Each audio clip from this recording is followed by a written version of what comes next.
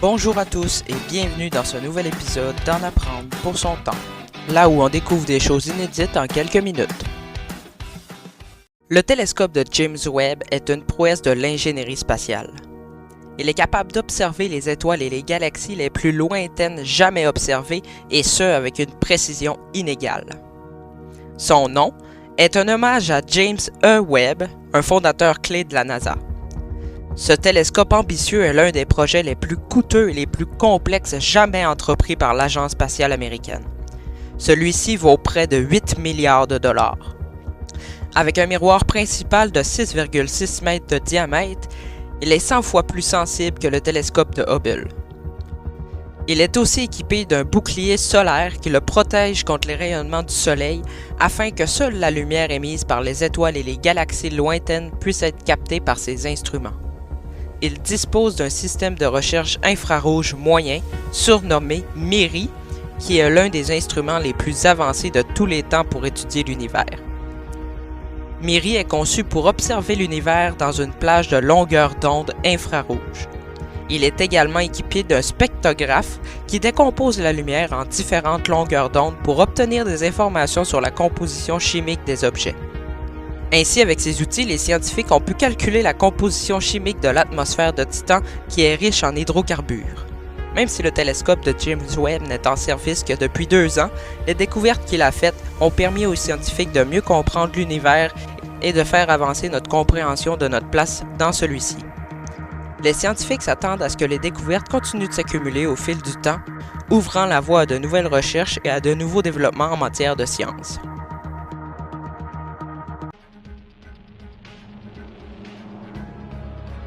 Les œufs Fabergé sont l'une des pièces les plus emblématiques de l'artisanat de luxe. Créés par le célèbre joaillier russe Peter Karl Fabergé, les œufs ne sont pas de simples objets exquis, mais des œuvres d'art. Ils sont devenus des symboles de la Russie impériale et de la richesse aristocratique. Le premier œuf Fabergé a été commandé par le tsar Alexandre III en 1885 pour en faire cadeau à son épouse à l'occasion de la fête de Pâques. Depuis lors, Fabergé a créé plus de 50 œufs pour la famille impériale russe. Chaque œuf est fait de métaux précieux tels que de l'or, l'argent, de platine ainsi que de pierres précieuses comme des diamants, des saphirs et des émeraudes.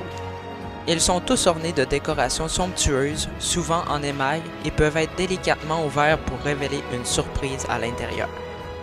Les surprises sont souvent des modèles miniatures d'objets réels tels que des casseroles, des horloges et même des trains. Ils peuvent également contenir des messages codés ou des portraits de la famille impériale. La valeur des œufs Fabergé varie en fonction de leur rareté, de leur histoire et de leur conservation. Certains œufs ont été vendus pour des millions de dollars aux ventes aux enchères, tandis que d'autres sont conservés dans des musées.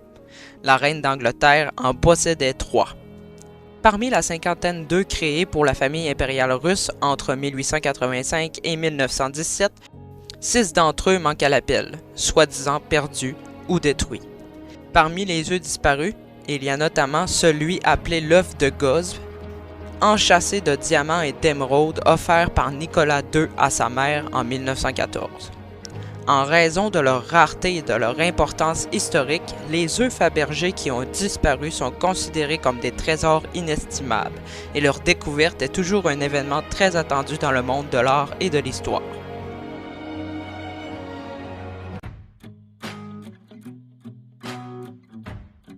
Le goût et l'odorat sont 2 sens étroitement liés, et cela est évident pour quiconque a déjà goûté des aliments en étant enrhumé ou ayant le nez bouché.